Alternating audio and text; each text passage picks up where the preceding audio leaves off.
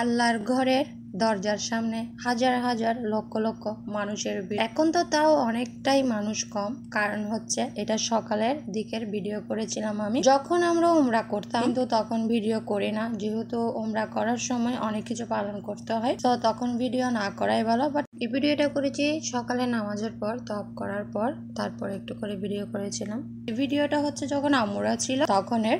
তো আমরা 7 দিনের জন্য উমরা করার জন্য 7 দিনের জন্য মক্কায় ছিলাম। তো যেহেতু আমার হাজবেন্ড কাজে সবসময় ব্যস্ত থাকতো, তো লাস্টের দিকে সে একদম সময় দিতে পারছিল না, লং টার্ম হয়ে যাচ্ছিল। আমরা মাসের ভিতর কিন্তু একটা হলেও উমরা করে ফেলতাম, এমনও হয়েছে মাসের ভিতর 2-3টাও করে ফেলেছি আলহামদুলিল্লাহ। তো দেখুন এত ভিড়ের মধ্যে আম্মু আর শাশুড়ি আম্মু তারা আল্লাহর ঘর ধরার জন্য অনেক কষ্ট করে ঢুকেছে। অবশ্যই আমার শাশুড়ি আম্মু অসুস্থ, তবে আম্মুদের চেয়ে বয়স্ক মহিলারা কিন্তু এখানে ঢুকে যেতে পারে। আল্লাহর ঘরটা ধরা যায় কষ্ট করে, তবে হযরত আসওয়াতে গেলে একটু কষ্ট আছে, তারপরও কষ্ট করে সবাই চেষ্টা করে একটু আল্লাহর ঘর ছোঁয়ার জন্য। তখন আমরা মক্কাতে ছিলাম, তওয়াব করেছিলাম সকালে নামাজ পড়ে তওয়াব করে তারপর আমরা আল্লাহর ঘরটা ধরছিলাম। তখন আমি একটু করে ভিডিও করেছিলাম। আমি কিন্তু তেমন একটা ভিডিও করি না, যখন উমরা শেষ হয়ে যায় বা তখন ওই টাইমে গিয়ে ভিডিও করি। বাট উমরা করার সময় আমি ভিডিও করতে পারি না, তখন আমার মোবাইল ব্যাগের ভিতর থাকে। তখন ভিডিও করাটা ইম্পর্টেন্ট না, ইম্পর্টেন্ট হচ্ছে উমরা পালন করাটা। এখন তো দেখি মানুষ শুধুই ভিডিও করে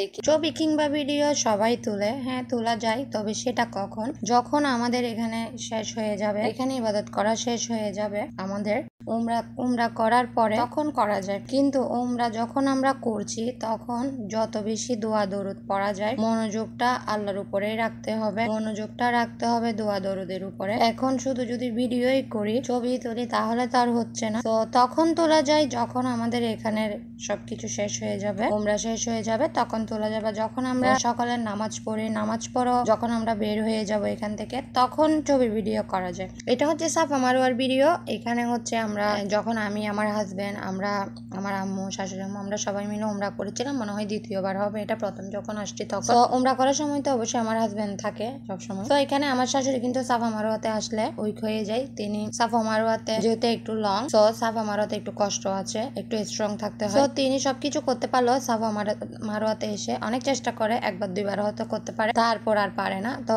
একদম সব সময় আমার হাজবেন্ড এরকম আরাবিয়া নিয়ে, মানে যেটা হুইল চেয়ার দেখছেন এটাকে কিন্তু এখানে আরাবিয়া বলে, সব সময় আমার হাজবেন্ড এই আরাবিয়া দিয়ে আমার শাশুড়িকে এভাবে করে সাফা মারওয়াতে শেষ করে। আমার হাজবেন্ডের তো শরীর ভারী, তারও কিন্তু অনেক কষ্ট হয়, তবে উমরার পাশাপাশি সে একটা সওয়াবের কাজ করে। একদম গাড়ি পর্যন্ত, যেখানে আমরা গাড়ি রাখি বা যেখান থেকে আমরা গাড়ি নিব, ততটুকু পর্যন্ত আমার হাজবেন্ড শাশুড়ি আম্মাকে নিয়ে, তার আম্মাকে এভাবে আরাবিয়াতে করে নিয়ে আসতো, কষ্ট দিত না কখনোই।